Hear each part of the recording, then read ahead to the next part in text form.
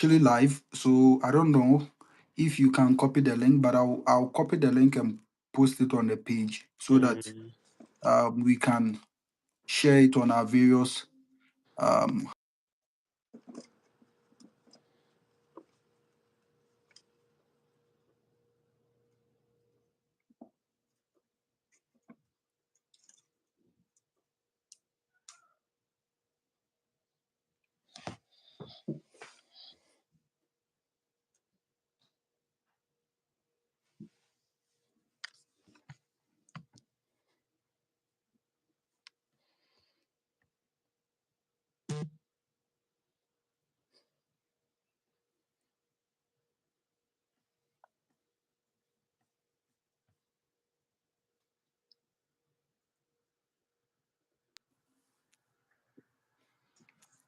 yeah.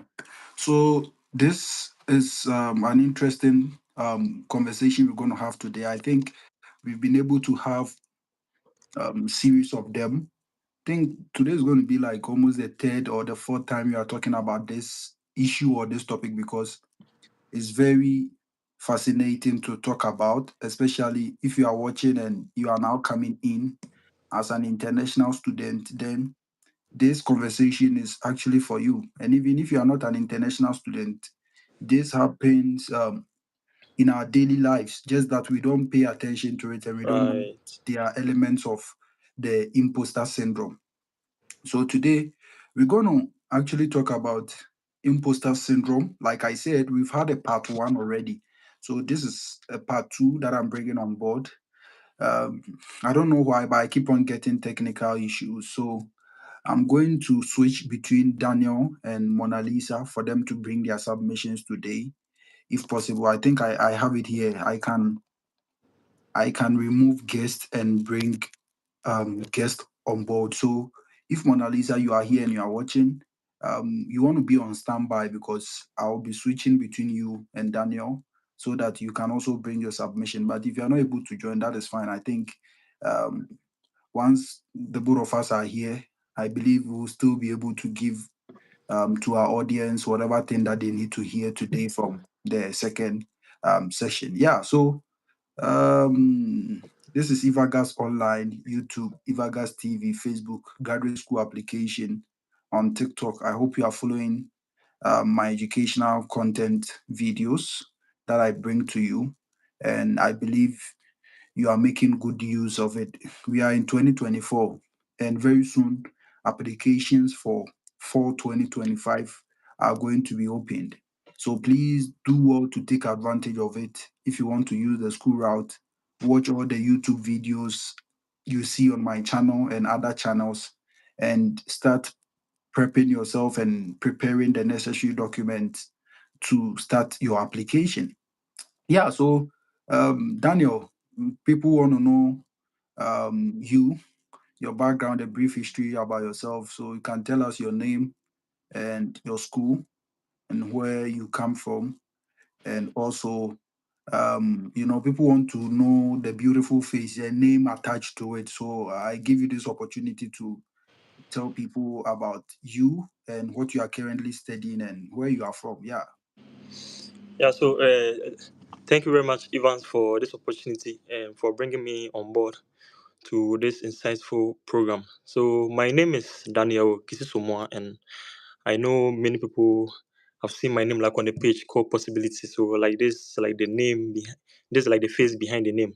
So, as I said, my name is Daniel Kisisomwa, and I'm a PhD student of environmental dynamics at the University of Arkansas. And I come from Oboko in the eastern part of in the eastern region of Ghana, and I came to the United States of America in August 2022. So I completed my master's degree in geography this year May, and I'm currently enrolled in the PhD program in environmental dynamics, which I'll be starting this fall. So my background basically lies in urban and regional planning and spatial analysis, basically using incorporating a form of data analysis in its analysis. Thank you very much. Okay, so Daniel, I don't know. Let me do this. You can also do that so that you can put your phone on do not disturb. once you have your phone on do not disturb, um, you are not going to get like distractions from your messages and all of that. And even if someone Okay. calls, you will still be able to have the section. Yeah. So I love your submissions. You said PhD. Yeah, PhD. So can you run us through a little bit? Those watching, they want to know like PhD. When you say PhD, I know masters. That is where some of us are now. But from masters to PhD, how was the process like? Was it very similar to how you were applying when you were in Ghana, or it's kind of different? Like, can you just run us through?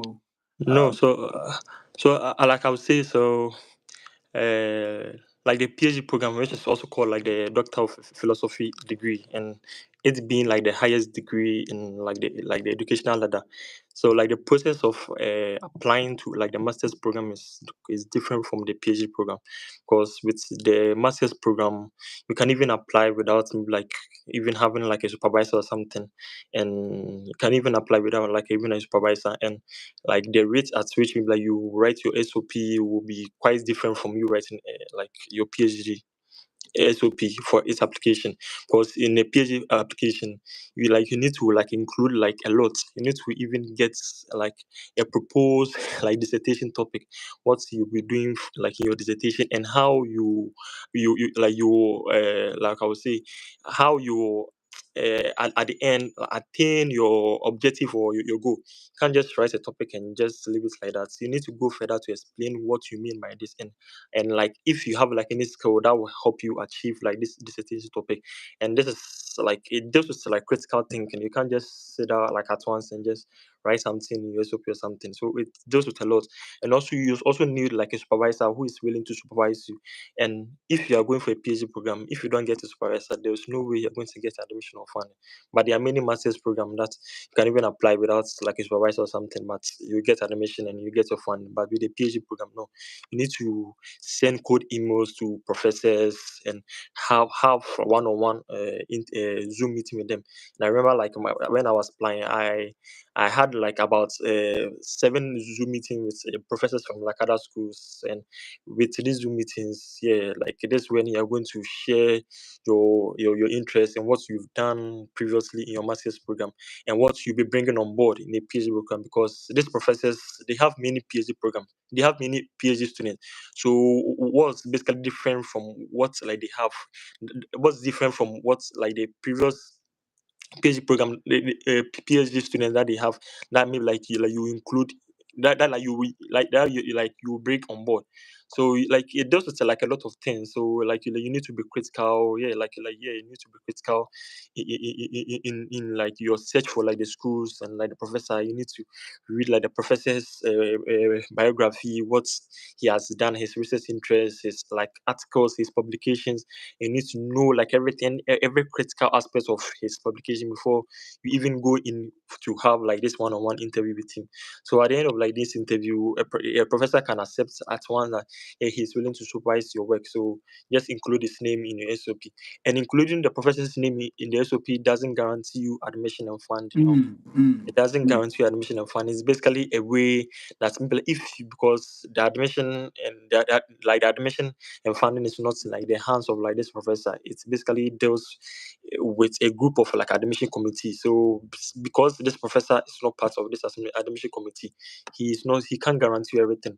He can't guarantee like anything. So when you put like the professor's name in the SOP, you just hope that you will hear like a better news. So it does tell a lot. It does with like more of research, more of critical thinking, and you know like the path at which yeah like you want to go. But if you want to just be general in your dealings or in your application, my brother, yeah, you're just going to waste your time and you won't get any form of admission or funding in like any PhD program. Yeah, I really love that, and I'm learning a lot since I'm still in my master's program, and I'll be considering a PhD very soon. I'm learning a lot from the things you are saying, and I know from what you are saying, I think the point you're also trying to send across is the fact that it's very ideal for you to at least secure a supervisor whose research interest is in alignment with what you want to do, so that it makes the journey and the process is very easy for you on your end. Yeah, so let's zoom right into it. Thank you for all those analysis. I believe people are learning, and I have All right. someone here saying, please try and make videos for undergraduate students to things. Yeah, the videos I do, if you want to come in as undergraduate, I think it's still the same format. It's still the same process that you just have to use. The reason why I don't do much videos on the undergraduate, I'll be sincere and honest with you, is the fact that undergraduate, it's hard for you to get like scholarship. I'm not saying you wouldn't, they don't have scholarships for undergraduate. I know people here from other African countries or even international students, undergrad, who are on fully funded scholarships, but it's very rare. It's not really frequent. They don't really do that a lot, because I always say this: if you are coming in as an undergraduate, what graduate assistantship role are you going to take? Because the graduate students, those doing the masters and the PhD, they are teaching the undergraduates. So if you are coming in as undergraduate, who are you going to teach? Yeah. Unless you apply for menial jobs in a canteen, you apply for other menial jobs in some administrative, and those jobs do not take care of your tuition. Those jobs, those 20 hours work cannot take care of your tuition. So that is why normally I don't really go into it. I don't want to do something that, at the end of the day, it's like, I know some people, they have the money to pay. So if you have the money to pay, it's just the same process for masters and PhD. You take a school, you check their eligibilities and their requirements, and you put in your application. That is all. We focus much on the graduate programs because that is where the funding is. We focus Right. much on them because that is where we have a lot of opportunities there for people to explore. That is why the attention is there. So I'll be very, very honest with you. That is why you don't see me talk or do much about it. Anytime I see undergraduate programs that fund scholarships, I try my best to send it to few people that I know that want to consider undergraduate, because some of us, we came in without like having to take care of our deficit. We came in on fully funded scholarship. So we tell our journey and our experience based on where we came in from. You get a point. So I believe this is going to be helpful. But going forward, I'll try and see how I can do more undergraduate stuff, because this is not the first time I'm actually seeing this. Yeah. So Daniel, let's go into this very quick: imposter syndrome. All right. I'll break it down. You share one or two ideas, one or two views. Then I'll take you off. You check on Mona Lisa, and I'll add her, and she'll also come and give her contributions. Then we're going to end today's session. I just hope we can do this within 30 to 45 minutes, because, like I said, we've touched on this already. So if you want the part one of these, if you want the part one of this session that we are having, you should go to Ivagas TV on Facebook, and you're going to see the part one of the imposter syndrome. Now, if you are here, you are wondering what's the meaning of imposter syndrome. It's the feeling of anxiety, it's the feeling of self doubt when you come to the States. As an international student, you've been living in Ghana, Nigeria, South Africa, wherever, any African country for a very long time. Now you have to travel. Some people, they've traveled already, like they have travel history, so it's not really a big deal. But for some of us, that it was our first time leaving the shores of Ghana to come to a land where we had no family members and relatives, it's very, very overwhelming to come here to study in an academic setting where things are very different from back home. Things are very different from what you are used to. It's not easy to succeed in such environment. It takes time, it takes patience, and it takes a lot of encouragement. It takes a lot of community building. It takes a lot of self conscientization and all of that. So we are doing this session. We are having this session just to advocate and tell people, especially we have a group of people that we've been able to assist freely, who are coming to the States to pursue their graduate programs and all of that. Some of these people, they don't know what goes into coming to the States to study. They don't know what goes into it. Sometimes I say this, that it's not all rosy. You are going to go through a lot. You are going to find yourself in a class where people are talking and you can't hear anything because they are Mm. talking fast, and also you also talk, and you talk with your accent, and it's very thick, and they can't even hear what you're saying. So you're going to use a lot of pardon. What did you say? Can you come again? A lot. It's going to take you like months before you get used to the system, when if they talk you can hear, and if you talk they can hear. Even as I sit here, I still struggle sometimes with the way I speak, because when I talk, sometimes they find it very difficult to understand or hear the words that I'm bringing out of my mouth. And it's also very hard for me sometimes when they speak for me to hear exactly everything that they said. And this is what is going to happen to you in class, where you are going to be in class, and the examples they will be giving will be based on this country's economic system. It's going to be on the political systems here, and you don't understand anything about their politics, their economy, and their examples, and it gets you frustrated. So you need time to fit in, and sometimes people are not able to fit in. Sometimes people drop out as a result of imposter syndrome, because you feel you are not good enough. You feel, nah, this is a very wrong choice and a very wrong decision that you made. So Daniel, can you tell us some, I just want you to zoom straight into it. Tell us everything you know about imposter syndrome, and if you have any experiences so far. But first, I want you to start with telling people, someone is here, they don't know what imposter syndrome means. Can you throw more light on it?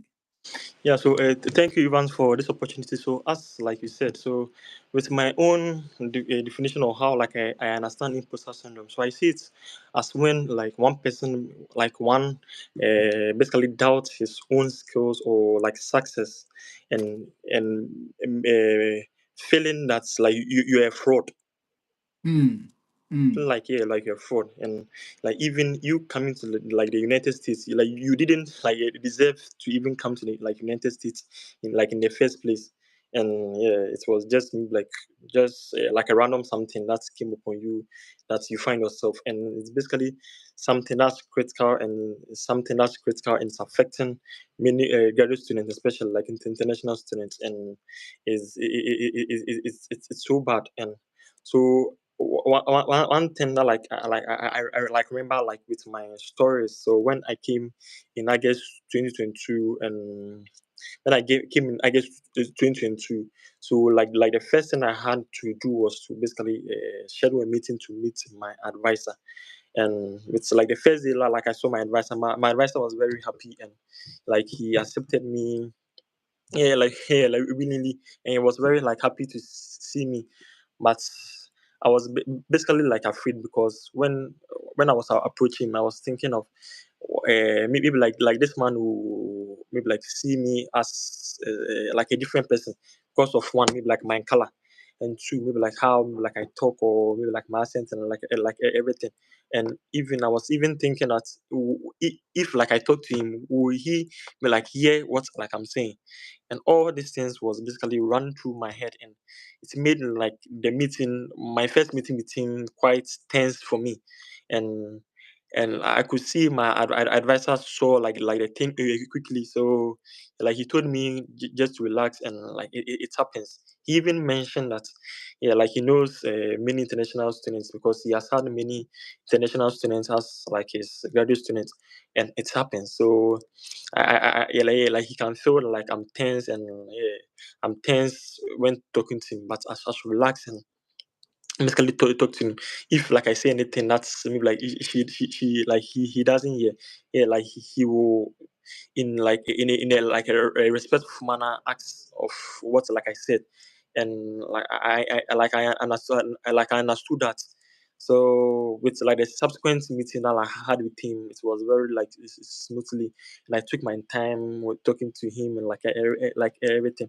So after my first meeting with him, we just basically had like meetings for like the courses that like we're doing for like the semester.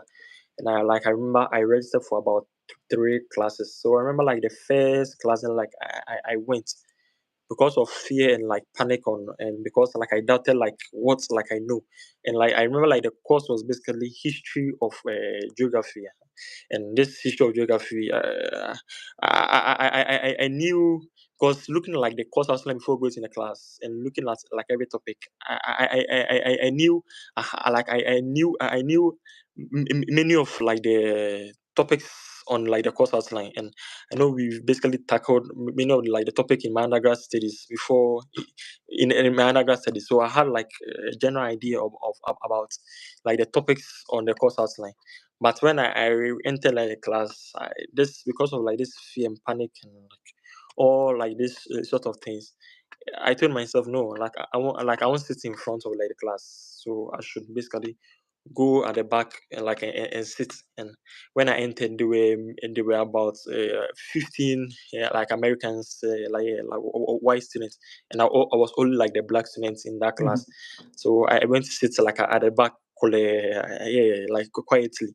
So I sat at like the back, and the first thing like the professor did was to basically for us to like introduce ourselves. So the first person introduced himself, and when it was getting to me, man, like I was very tense. Even standing up to even mention my name was even a problem. Now I was telling myself, what's wrong? But I know my name, but it's like I like suddenly I just forgotten my name, and like I didn't know like anything about me. And so like even talking here, like I couldn't even look at like the professor's name. I was basically looking on like my index. So I told him like, yeah, hello everyone. My name is Daniel Kisoma, and it was yeah. So after we introducing ourselves, like lecture was going on. So for about 6 weeks, for like the first half of like the fourth semester in 2022, I was basically sitting at the back, and like like how these Americans talk. Basically, you could meet like a professor who's like English is his grammar. The grammar like that he uses is basically like it's like it's over you. Yeah, you even like don't understand, and you can't even have time to basically search like everywhere that like she say, and you can't even write in everywhere. So you just sit at the back and just keep quiet and just accept like anything that like she say. And when like it's time to close your class, you just take your bag without hearing anything, my brother. You just take your bag like and go home and come to your room and just cry and maybe yeah. And when it's time for test and like assignment and like everything, and like you find yourself panting. And I was basically like had like the same story. For the first half of this fourth semester, I couldn't hear like like anything like in that class, and basically raising my hands to basically ask the professor of what she said was even a problem. So I'll just keep quiet, and when the professor, and this professor didn't like asking questions, so she just comes, she just talk and project some bullet points like on like the like on the screen, and just within 1 hour 30 minutes she just closed. And I'll also take my bag like and go home, and this happened for about half of the semester.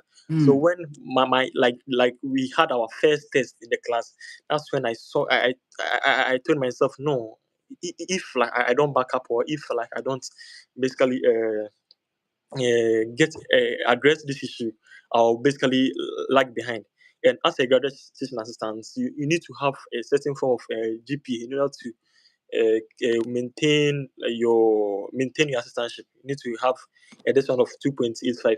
So if I'm to get like a D or something in my grade, then I mean I'm going to lose my graduate assistantship, and then meaning like they're going to send me home. So I told myself then how to back up. So with like the second part of like the second fourth semester, I told myself no, I won't stay as like that same place. So then I started like sitting in front of like the class. So the second part, I was basically sitting in front. So whenever like the professor says like a thing that's like I can't hear, I just register to like in my book. And at the end of class, when she asks if anyone has like question or something, I just like raise my hands and just ask. And I saw like this thing was very like it was like helping me. And even though like it took time, yeah, I did it gradually, and I did this gradually. And like at the end of like the semester, yeah, at the end of the semester, I did very good like in the course, and this was basically because of like the charisma and like the me basically eliminating the form of like self doubt that I had with myself with like the first half of like the fourth semester. And yeah, I could ask questions, I could go to like the professors one-on-one in like in their office. And like one thing that I know, that makes graduate school basically difficult is basically making use of like the professor's office hours.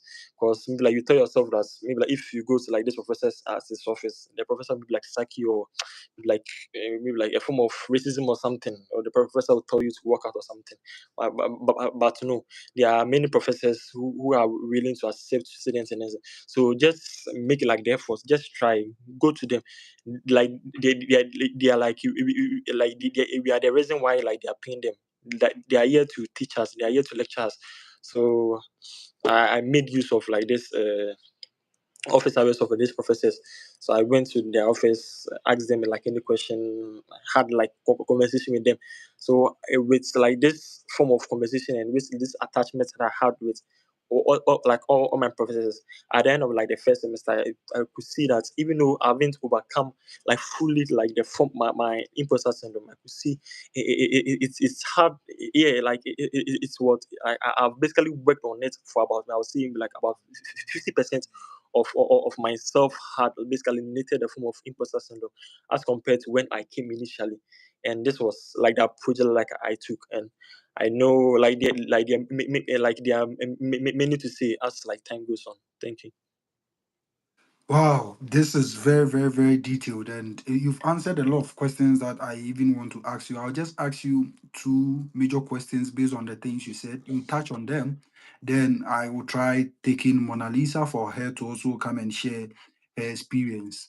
I don't know, Ima couldn't join us. Ima is currently on a journey. I know he's listening, and if he finds himself in a very good spot, he can also. I'll also bring him on board, but basically, like I said, we've said most part of this imposter syndrome. We just wanted to make final submissions on it today so that we know that we are not really coming back, because that is one of the viruses or one of the diseases that keeps fighting international students. The fact that you were a very good student in Ghana, you come here and you are relegated below standard, Yeah. and it's like, you don't know anything. It's like you are coming to start everything Of on a course. blank sheet, and sometimes it's not easy to adapt. And you can hear from Daniel's story, it took him like almost half of that particular semester, like 6 weeks of going through these tough times. You are always going to feel it. Imposter syndrome, it comes in different forms or different format. You might feel it in a very different way, but Right. at the end of the day, it's still the same. I'm searching something up here on the internet, and here is saying that fear of success, fear of failure, low self-esteem, Right. negative comparisons to others. This is what we are talking about. As you are coming here as international student, you will feel some of these things. If not all, you are going to feel that low self-esteem.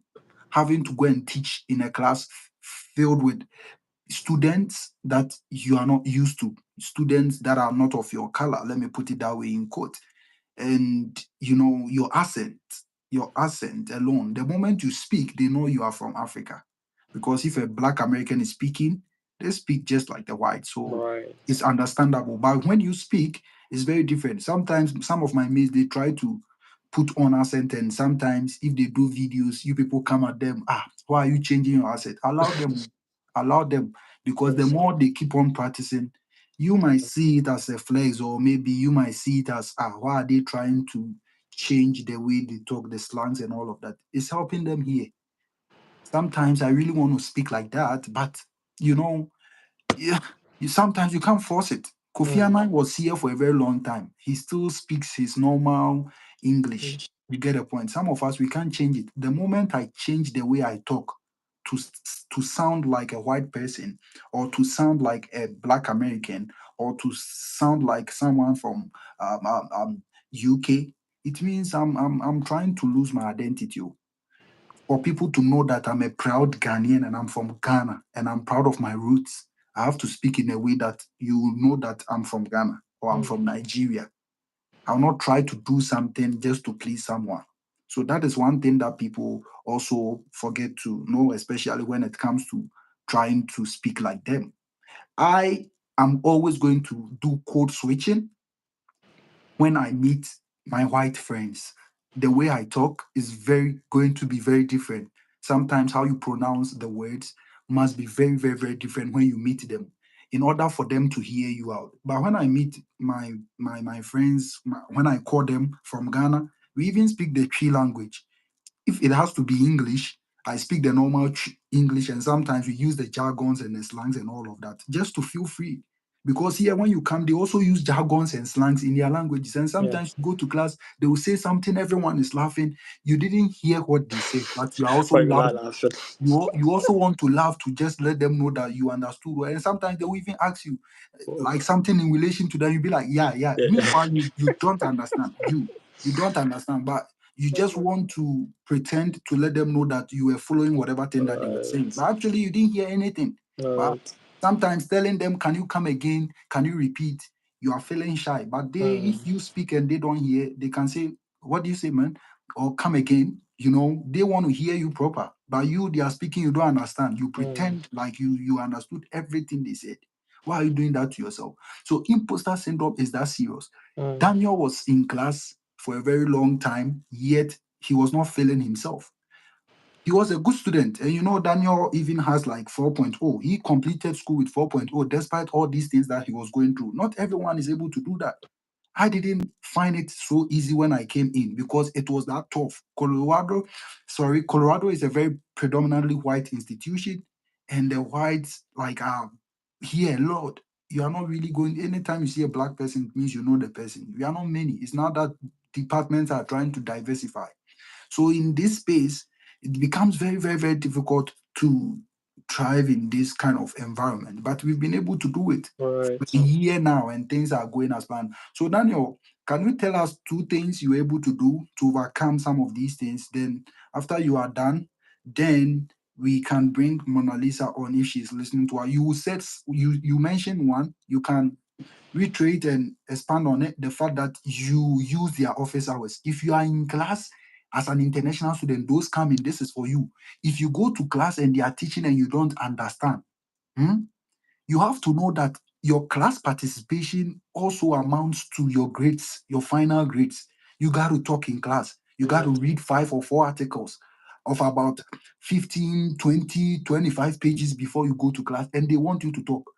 These are not articles you are used to. Sometimes they are very technical. You don't understand anything. Sometimes I pick dictionaries just to break the words down. Still, I don't get it. And when you go to class, you have to talk. And sometimes the funny thing is that the conversation can even be outside of what you read. It's not every time it's going to be on that article. And even sometimes, if you are talking from that article or making references from that article, it can be very different to confuse you. And maybe you had intentions to talk in class that day that, what, I've been quiet for long and today I'm going to talk. But the conversation can go into a different direction and you will not know what to say and you just be sitting in class like a statue. Right.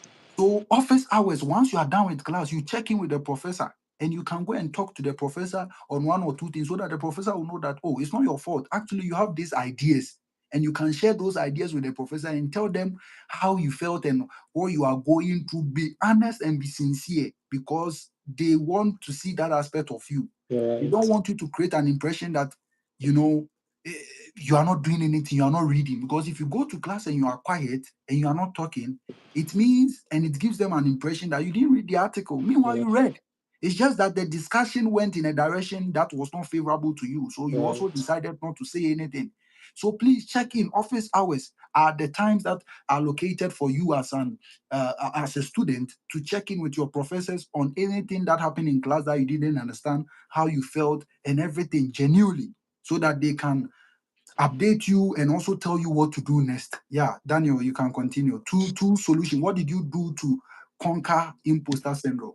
Yeah, so the two things that I did to conquer it. So you said the first one with like the office hours. So I made critical use of this office hours, and this basically boosted like my confidence, like talking to these professors, and I could know that, like how like I'll pronounce words and how like I'll approach them. So this basically helped me when going to class, when talking in class, and anything. So you've basically elaborated with the importance of having this office hours. So like the second thing like I used was basically I basically eliminated like the spirit of like fear of mistake. Like, Mm. don't fear of maybe like, yeah, you're like making a mistake. Like, yeah, what you are saying is a mistake or something. Because when maybe like you get to class and maybe like a professor asks a question or an instructor asks a question, like like within you, yeah, like you know that, yeah, like you know this answer, but you fear of maybe like like you feel that this answer is a mistake. Don't like be afraid. When like you say and like it's a mistake, like this white people like they don't basically the professor I've basically encountered the professors I've encountered, like they don't basically they don't bring your spirit down, like they won't say like a word that will basically dumbfound like your answer or something, like they will basically made like they will basically get like like yeah, they will basically create something out of like the answer you create, or basically ask further of why you think this is like the answer. So when you go to class and you're asking questions or they ask you for opinion or something, if you know, just raise your hands and and and make sure that yeah, like you are the first person to basically answer like a question before me, like other people. Because as like you said, maybe like there will be a discussion in class that will be maybe like towards like a certain angle, but when maybe like one of like these white people starts talking, like it may deviate, or maybe like someone maybe like someone will say like the answer that you had in mind. So make sure you are critical about this thing. So when the professor asks a question, if you know, please raise your hands within this one, like and say it, and as like you are doing this is to basically boost you on this one. Because I remember with like the first half like the semester, the professor asked a question. I know within my heart that like this thing I know, and let me say this. So with this class of like the history of geography, I remember we were basically focusing on like basically Africa. So we dealt with like three African countries. So we dealt with I think with Ghana, Rwanda, and I think Uganda. And with Ghana, so when she this one.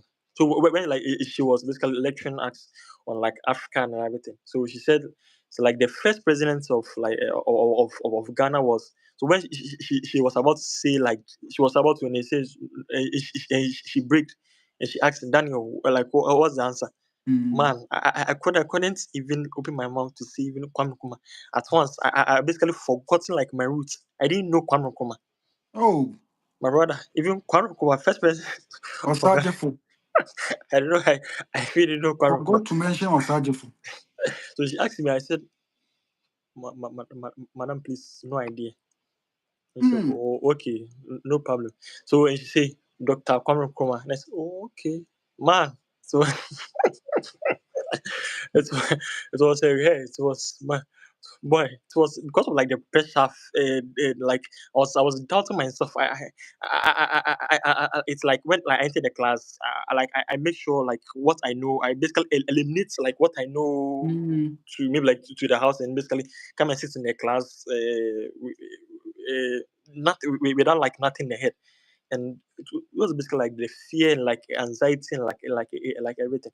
But when I was able to overcome it, and when like class, I make sure like when sitting in front. So when like they ask a question, make sure like I say my answer before like any person maybe like raises his hands, and just as like I was doing it in like my second year of my master's program. I could see like yeah, like I'm basically at that point, and I'm getting to that point, and it's very helped me.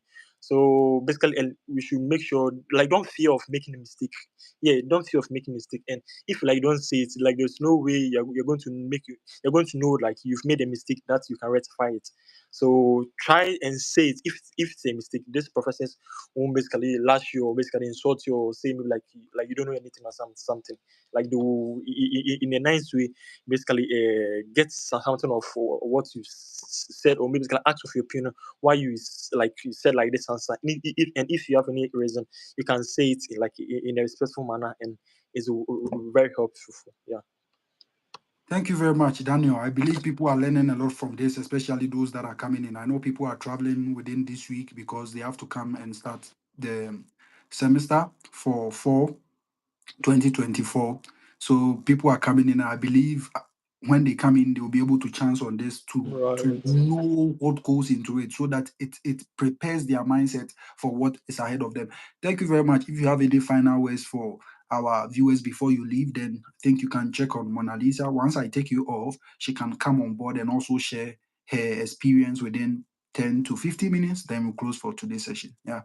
Yeah, so thank you very much, Ivan, for this program. So my final words is basically, please believe in yourself and like don't feel like you're a fraud, because you did this application like on your own, and all these materials, your transcript, your CV, your SOP, it's basically with like the records of like your accomplishments. Like what's on your CV is not an accomplishment of like any other person. It's basically what you've accomplished, what you were able to do. So just believe in yourself, and even getting like this admission and coming to the US, it's a great like achievement. So don't feel like you have fraud. Don't feel that like you don't have like this ability, and don't feel that like like you don't have like this success in your life. Believe in yourself, and like this belief will basically go a long way to help you in your future stay in graduate school in America. Yeah, believe in yourself. Daniel, thank you very much. Thank you, Check sir. honor for me, and Okay, I'll okay, take this from there. okay.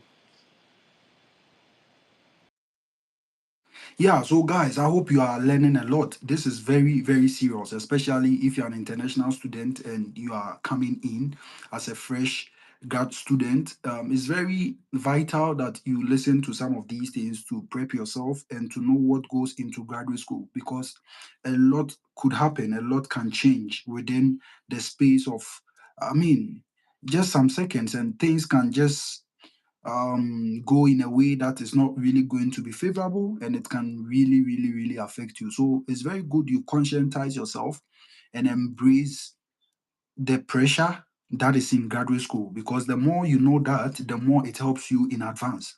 You get a point. You are watching this, and maybe you are in your workplace, you are doing something somewhere, finding yourself in the midst of people, and sometimes people are so overqualified to the extent that you look at them and you are like, "Ah, can I really get to this height? Can I really get to this dimension? Or can I really get to this stage?"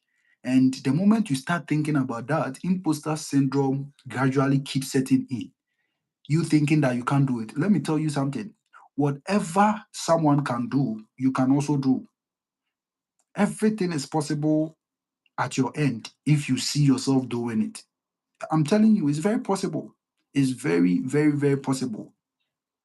You know, we don't do it in a day. Sometimes it will take time, but you know for a fact that it's actually going to come to pass. That there's always going to be that day where you said to yourself, "I really wanted to be a doctor. Now I'm a doctor." But maybe it's not something that you started with in life.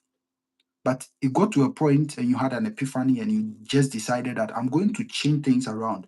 I feel I have that sense of passion to treat people and look after people. So I want to go into this field or go into this area. It's not going to come easy, but you have to tell yourself you can do it. If people are doing it, it means you can also do it. You get the whole point. So we are trying to tell you imposter syndrome is very, very key and very, very real when you come to graduate school as an international student. And one of the imposter syndromes here is the fact that you come here and you see your colleagues, master students, PhD students going for conferences, presenting their papers, writing articles and all of that, and you are doing nothing. And sometimes you feel, am I in the wrong program? Like, am I in the wrong field? Am I doing something wrong? Am I not intelligent enough? You are intelligent in your own style and in your own ways. Don't let that be a hindrance to you and you feel so less of yourself. You are capable. You have a lot of things to also take care of that they can also not do. Maybe someone is good in writing articles. Maybe you're also very good when it comes to public speaking. That is your field. You find it and you specialize in it, because the one that is good in writing articles might also not have the ability to stand in front of huge crowd and speak to them. We always have something to leverage on in order to be successful in life. So if you come here and you are seeing people doing particular thing and you are not so good in that thing, it does not make you less of a human being. It does not make you less of an intelligent person. You are very intelligent. You are very, very intelligent in your own way and in your own style. I'm telling you. You are very good. So don't let anything limit you. No, we are all different. So the fact that someone is going for conferences, the fact that someone is going for educational presentations, presenting poster cards, whatever, and you are not doing that. Maybe when you were coming, you told them you are good when it comes to research. You told them in your statement of purpose that you are good when it comes to research. You highlighted your research abilities in your academic CV. So probably they even gave you the offer because they knew you are good in research. But you came here and you realized that it's very different. It takes time to be able to incorporate or immerse yourself into the research and how it is being done here. And maybe someone came and the person is doing it within the space of 1 month, within the space of 2 months. Sometimes your cohort, your colleagues, some of them, this is what they've been doing all their life. They've been doing research. You've not been doing research. You just did a research for your final, and that is all. But you come here, and the expectation is that, write the paper as if you are an expert, write the paper as if you know what you are doing. And sometimes the support is not even there. People are writing, they are getting A's, and you are getting C. My first paper I wrote when I came here, I got a C. And I was like, what is happening? I became so frustrated. I was down, didn't know what to do. It was just a lot. It was just a lot. The things that we had to go through in order to get to where we are. We are not saying now it's okay, but now that is one thing people also don't know. It's not that it's always going to be okay. No. But you have to find strategies and ways to always make sure you are minimizing it in order to keep your peace of mind, in order to feel not so pressured. We are all different and built in different. So the fact that someone is writing articles, the fact that someone is going to do a PhD, maybe you might not even want to do it. Don't be forced to do something just because people are doing it. Be forced to do something because you feel within that you want to do it. You feel within that if I do this, it's going to bring me some form of satisfaction and some form of purpose and some form of fulfillment. Don't be forced. We are very different. Sometimes, you know what I tell myself? I tell myself that life is not a race. And I tell myself it's not a race because I completed school with a couple of friends. But the year I completed the school with them, most of them were able to come to the state and started their masters while I was still working in Ghana. So that taught me a lot in life that you don't have to rush. Let let people go. Let them go. Let them go. It might take you years, but you will surely get to where you want to get to. And that is the very beautiful aspect of it. When you take your time to go through the process to get to the top, it becomes so beautiful. And when you are talking to people about it, you know how to tell them your journey and your experience. So as you are coming in, if you're an international student, I don't know if Mona is not being is finding it difficult to join. If she's finding it difficult to join, I'm just going to wrap it up. And yeah, that'll be it. I hope you, at least the things Daniel said and the things I'm saying, you are learning a lot. If you are an incoming student or a potential graduate student, don't feel pressured.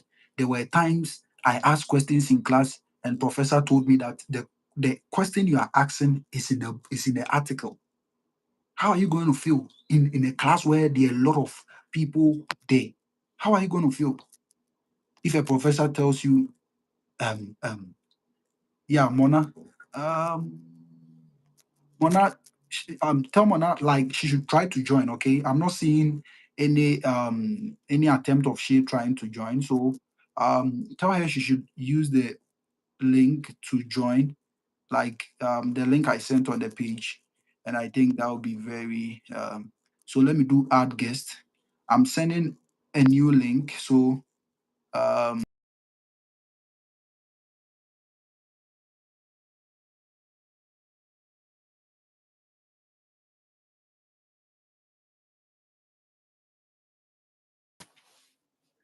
yeah, okay, sorry. Yeah, Mona. Um, I'm not seeing you. I'm trying to add you. Yeah, okay, good, good, good, good, good, good. Hey, Mona Lisa, why is there any event? I can't hear you. Try and mute your unmute yourself. Can you hear me?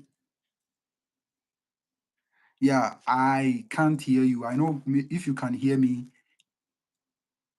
Yeah, if you can't hear me, you just know what, you just exit.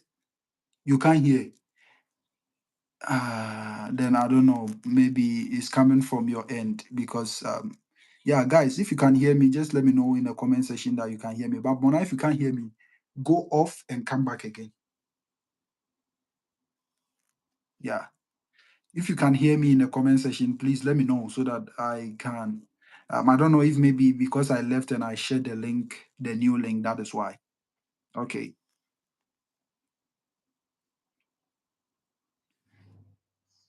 Yeah, can you hear me? No, I don't know why. But I can hear you.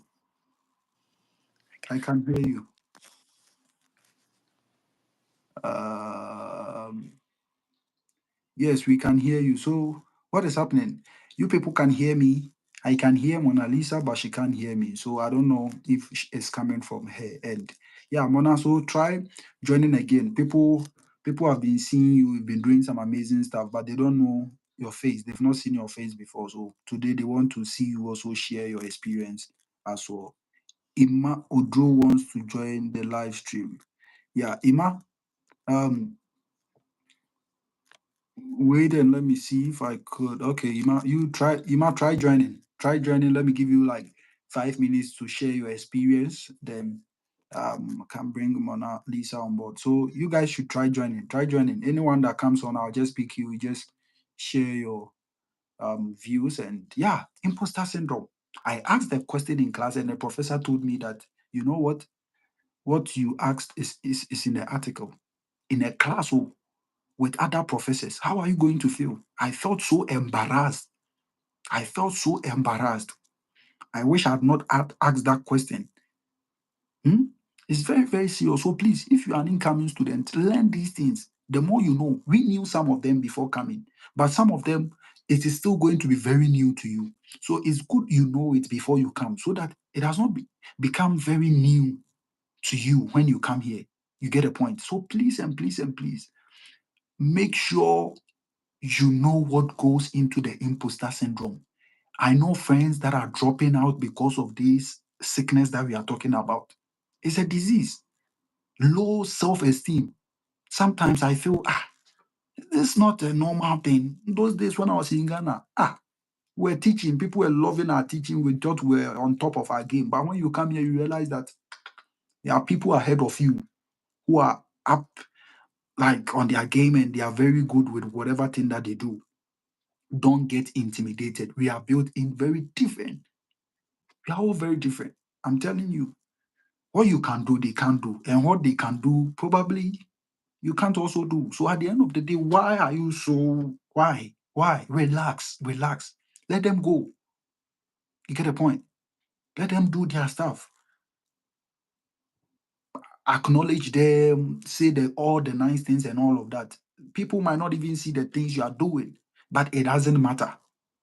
Keep on keeping on with the things you are doing because it's always going to help you. And I always say, like self love, you have to love yourself when you come here and care for you before any other thing. Because if you don't do that, the pressure here, the pressure here is very, very serious. We don't talk about it most of the times. Every time we talk about things that when you are back home, you feel, oh, it's all rosy. No, there are things that are happening.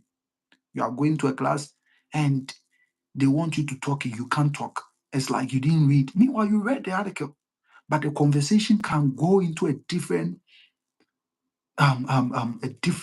area, or it can switch to a different place, and you'll be like, is this not the same article I read from? Why are people giving their submissions and I can't say anything? You can say something, just that you are afraid. I once heard from a preacher who was saying something. Sometimes those who talk a lot in class appear to be like, the intelligent people. It's not always the case. It's not every time you see people talking in class, it means they are intelligent. Sometimes they are saying things you don't understand.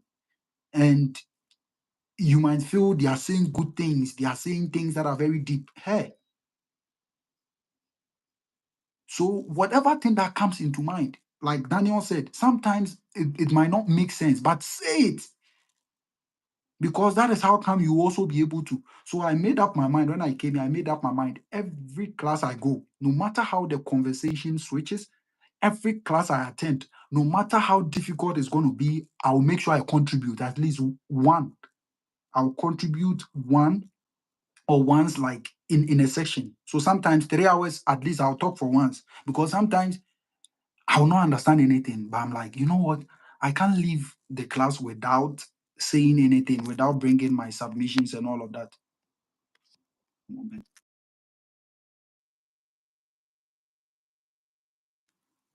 Without bringing my submissions and all of that, you know?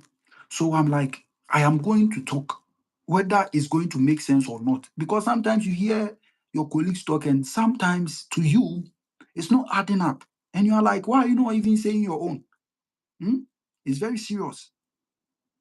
There was a time I said something in class, someone told me that what I said is not philosophical. It's not intellectual.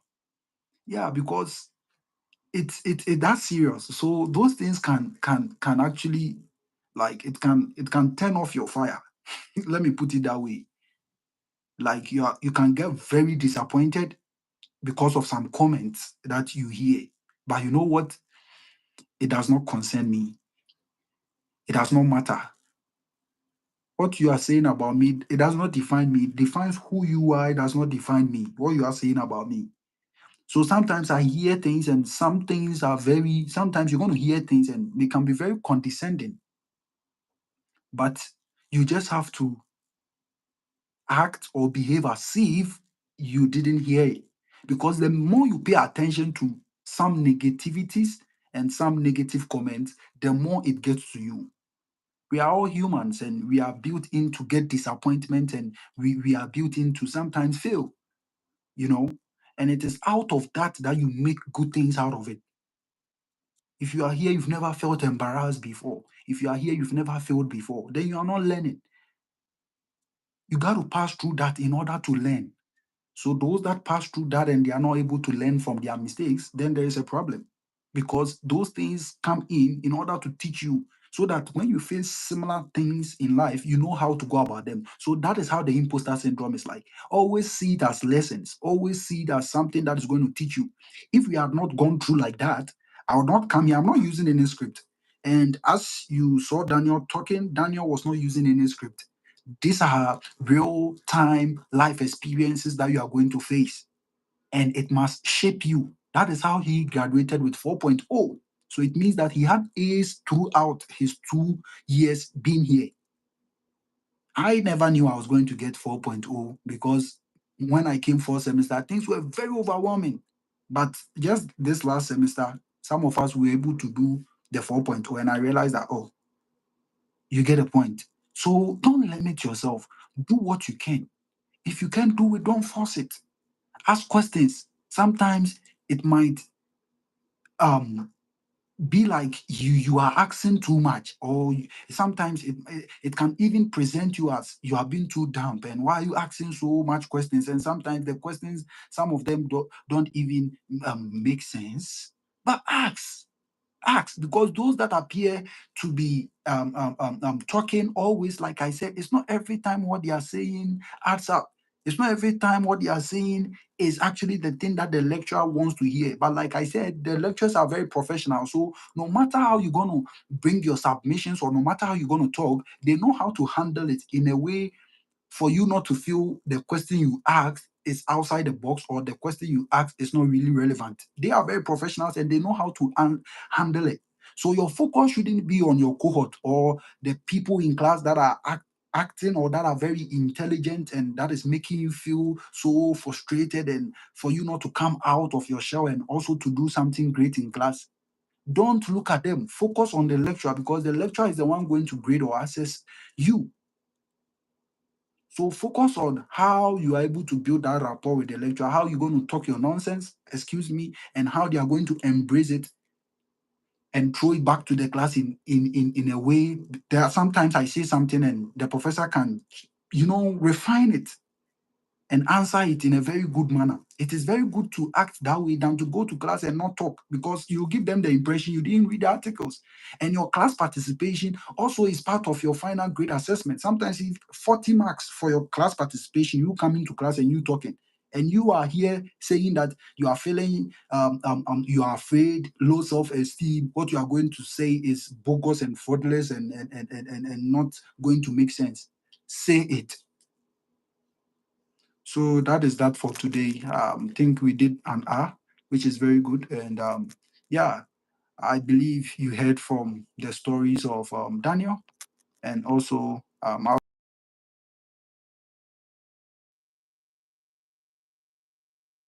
out one of these days. And I believe this was really helpful. Those coming, I wish you all the best. Don't give up. You can do it. If others are doing it, you can do it. Come here, find your passion, find your purpose, find something you are good at, find something that will help you succeed in life as an individual. That is how we are. Humans, we keep on evolving. You got to keep on exploring. You got to keep on making the mistakes and learning from them until you get to where you want to get to, so that one day you can also teach and inform people about what path they can choose and how they can do their things. Don't feel pressured. Graduate school here can let you feel pressured. Sometimes you tell people about your course that you are doing, they're like, this course. Hey, here. Hmm. If anybody tells you they are doing any course, sometimes nowadays people try to be very, when you mention the course and it's not IT or health, people think then you are not learning, you are not doing anything. Hey, here, mm-mm. No matter the course you are doing, the school passed through you and you also passed through the school. Ever since I came here, I don't remember the last time I picked the book and memorized anything. But I can tell you everything I've done through the 1 year that I've been here. I can tell you everything because they teach you in a way that, like, you are doing proper learning. You are not memorizing. I don't remember the last time I memorized anything. You are not going to memorize. But they teach you in a way that you put yourself in whatever you are doing. That is why sometimes we don't have time. So if you are back home, you are sending messages and sometimes they are not minding you. It's not their fault. Oh. Once the semester starts like that till we complete, so most of the professors, if we go for summer break like this, they turn off. I think some of them, they even delete their Outlook and their emails because they want to have time with their families, because messages from department, from the school, from your students, like that, you don't have time. You don't have time. So we doing the content for you and you are not subscribing. You are here. You've not subscribed. I don't know why. Because I don't understand why we don't have time. We still create time and find time to talk to you, and you don't want to support what we are doing. Tell people about this. You get the point. Graduate school is no joke. So if you're an international student and you are coming here, be very smart and be very wise and be very strong. Some of us, we came here, no family member is here. We are alone. So once you are alone, sometimes you go through stuff and you want to talk to somebody. Check the time difference. 6 hours in Ghana. By the time you are so down, you want to call somebody and talk to the person back home, they are asleep. That is why you have to build a community here. I have friends here, like just 2, 3 friends. Anytime, sometimes you come out from class and you feel empty. You come out from class and you feel like, why did I go to this class? Oh my God. Because the class can go in a way that it can present you as the dumbest person in this world. I'm telling you, maybe you are the best student in Ghana or Nigeria. So it's your ability to adapt. There are some people who came here, they've realized that and they adapted so easily, and now they are doing so great things for themselves. But maybe you take time before you adapt. But when you come here, they don't care whether you are going to take time to adapt or not. They don't care about it. So you have to have that mindset that, you know what, whether you don't care or you care, I'm going to run at my own pace. Because if you don't take time, you do what you are not supposed to do, and it can affect you in your whole journey here. Like I said, imposter syndrome is not living. You can't solve it in graduate school. And that is what keeps hunting PhD students. And sometimes even if they finish, they become professors, they still have it will always be there. But like I said, it's how you go about it. It's how you develop strategies and formulas for it. It's just like me coming here and someone telling me, you know what, your first semester is always going to be difficult. And I said in my mind, if you are saying my first semester is going to be difficult, you're trying to tell me second semester is going to be smooth. But second semester was not smooth. It's just that I knew ways to now make things, easy. Why do you think we do the YouTube? It's not because we do it, oh, we don't have anything doing. Sometimes you got to just do some of these things to take off the pressure, because the pressure here, if you don't do other extracurricular activities, if you don't find a community, if you don't find people that you talk to, you express yourself to. Sometimes I come from class, I call my friends, we can be on the phone for like 4 hours, 5 hours, 6 hours, because the people in class, the international students, I can't go and express myself to them. There was a time I was reading something and I asked one of my colleagues that can you really tell me the definition of this? And the person was like, you know what, Google it, search on Google. Huh? But when we went to class and a question was asked, she was answering, it has its good sides and its bad sides. The good side, I think, is they teaching you how to be very independent. And for some of us, for some time now, we are learning how to be very independent. But no matter how independent you want to be in life, you still need people. You still need to talk to people. You still need to engage people. Me coming to ask you for a definition or an explanation does not mean I didn't search on Google. Maybe I search for it, but sometimes there is that human to human explanation that gives you, the understanding that you want, rather than, because sometimes you even go and check on Google and Google is also confusing you with some big vocabs and all of that. That is how serious graduate school can be like. So if you are coming in, you are an international student, as you are coming in, some of your mates, some of your master students, your mates, some of them, they are writing articles, they've been writing it. So as you are coming, they'll be going to conferences and presenting. And sometimes you'll be like, don't feel pressured. Run at your own pace. There are PhD students who are here for 4 years, 5 years. They've not written any publications. It doesn't make them less of themselves. They are still there. They are still pursuing their program. So don't let that thing pin you down. Not everybody can do the same thing at the same time. So find something and do that it will bring happiness and joy to yourself. Don't feel pressured, because it's that serious. It's that serious. I called my director of graduate studies and I told her I want to drop out. I'm sharing this here for you to understand, for you to learn from my experience before you come, so that you don't make similar mistakes. I called my director of graduate studies and I was like, I can't, because of the things that I was going through. Zero support. You got to do it on your own. That is what they are trying to tell you. They will. Yeah, thank you for joining today's session. We'll find another time in future and talk about imposter syndrome. But I believe you've been able to